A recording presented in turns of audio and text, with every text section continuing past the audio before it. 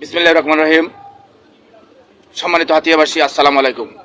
আমি এই মুহূর্তে হাতিয়ার সবাইকে বলবো, যারা হাতিয়ারে আওয়ামী লীগ পুনর্বাসন করছেন, আওয়ামী লীগকে বিএনপিতে উঠাইছেন, সবাইকে আমি ধিক্কার জানাই। আজকের এই হাতিয়ার এই অশান্তির জন্য এই আওয়ামী লীগ রাস্তায় আসার কারণটাই এই হাতিয়া অশান্তি, চারিদিকে হাঙ্গা দাঙ্গা, গ্রুপে গ্রুপে, এটার জন্য দায়ী একমাত্র আওয়ামী লীগ। আওয়ামী লীগ পুনর্বাসন করার কারণে আওয়ামী লীগ রাস্তায় আসছে, কারণ তারা গত 17 বছর মানুষের উপর নির্যাতন করছে, তারাই এগুলোর ব্যাপারে অভিজ্ঞ। তো আমি আওয়ামী লীগকে বলবো, আপনারা আমাদের দল আসছেন, আমি স্বীকার করি আমাদের 60-62 ভোটের মধ্যে আপনাদের 40-45 ভোট, আপনারা অনেক টাকা নিয়েছেন। আপনারা এই ভোটের বিনিময়ে আপনারা অন্তত কয়েক কোটি টাকা নিয়েছেন। যেমন মধ্যম বাচ্চারা সরকারি প্রাথমিক বিদ্যালয়ের ভোটের আগের 1,60,000 টাকা আপনারা নিজেরা বিতরণ করছেন, নিজেরা নিয়েছেন, আমি সাক্ষী। আমাকে 5টা টাকাও দেন না আপনারা। তাহলে আমরা রাজপথের 4 বার জেল খাটছি, দলের জন্য কাজ করছি, তালুক মেম্বারের ছেলে, আমাদের আত্মীয় স্বজন অনেক আছে। আপনারা আমাদেরকে 5টা টাকাও দেন নাই, আপনারা আমাদেরকে আলাদা রাখছেন। তাহলে আপনারা টাকাগুলো নিয়ে গেছেন, বদিল্লা দিচ্ছেন আমাদের। 7 দিন আমাদের সাথে বিএনপি করছেন, বদিল্লা দিচ্ছেন। আপনাদের কারণে আমাদের দলের আরও প্রচুর ক্ষতি হয়েছে। এখন আগামীতে আমরা আপনাদের কারণে হয়তো পৌরসভার মেয়রও হবো না, আমরা উপজেলা চেয়ারম্যানও হবো না।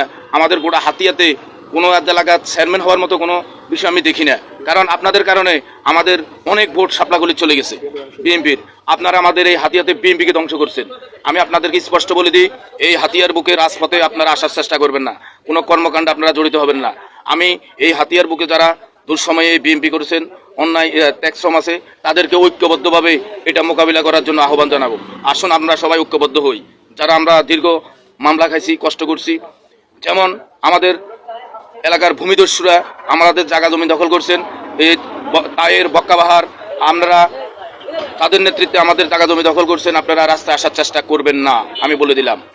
আমরা বিপ্লবী, আমরা প্রতিবাদ করব। আমাদের এই অঞ্চলের নেতা দানের শেষের কান্ডারি শামীম সাহেব জানে না আপনারা কত অন্যায় করছেন। উনি চিটাগং থেকে আসছে, উনি অনেক ভদ্র এবং ভালো লোক, সাবেক হাতিয়াবাড়ি। তবে ওনাকে আপনারা চকে ফেলাই ওনার থেকে শুষিয়ে নিয়েছেন, সব কিছু টাকা পয়সা সব নিয়ে নিয়েছেন। আপনারা বদিল্লা দিচ্ছেন, এখন আপনারা ঘরে থাকেন, আপনারা রাস্তাঘাটে আসি কোনো কর্মকাণ্ড করবেন না। আমরা কিন্তু সহ্য করবো না, সহ্যেরও একটা সীমা আছে। এটা ভাবিয়েন না যে আপনাদের দল ক্ষমতায়। আমরা 16 বছর কষ্ট করছি রাস্তাঘাটে, এখন মানুষের উন্নয়নমূলক কর্মকাণ্ডে আমরাই থাকুম। আপনারা ঘরে ফিরে যান, আমি আবারও বললাম, আপনারা ঘরে ফিরে যান ইনশাল্লাহ। শহীদ প্রেসিডেন্ট জিয়া রহমান অমর হোক, দেশ নেত্রী বেগম খালেদা জিয়া অমর হোক, তারেক রহমান জিন্দাবাদ।